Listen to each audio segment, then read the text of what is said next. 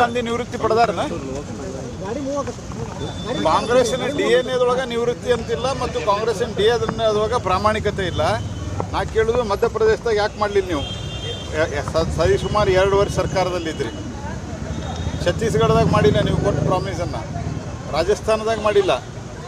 ಇನ್ನು ನೀವು ಇದ್ದಾಗೂ ಮಾಡಿಲ್ಲ. ನೀವು 200 ಯೂನಿಟ್ ಬಗ್ಗೆ ಮಾತಾಡಿರ್ಬೇಕು ಅವರು.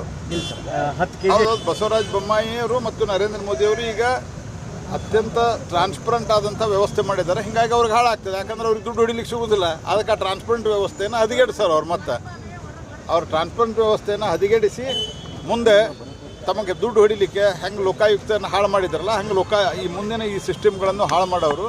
ಸಿದ್ದರಾಮಯ್ಯನವರು ಒಬ್ಬ ಕರಪ್ಟ್ ರಾಜಕಾರಣಿ ಅಂತ ಅನ್ನೋದು it is A proven fact. ಅದಕ್ಕೇ ಅವ್ರಿಗೆ ಅಲ್ಲಿ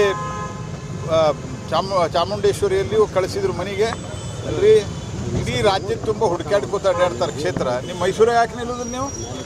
ಅಂದರೆ ನೀವು ಕೆಲಸ ಮಾಡಿಲ್ಲ, ನೀವು ಹೇಳಿದ ಮಾತು ನಡೆಸ್ಕೊಡೋದಿಲ್ಲ ಅಂತ ಇದರ ಅರ್ಥ.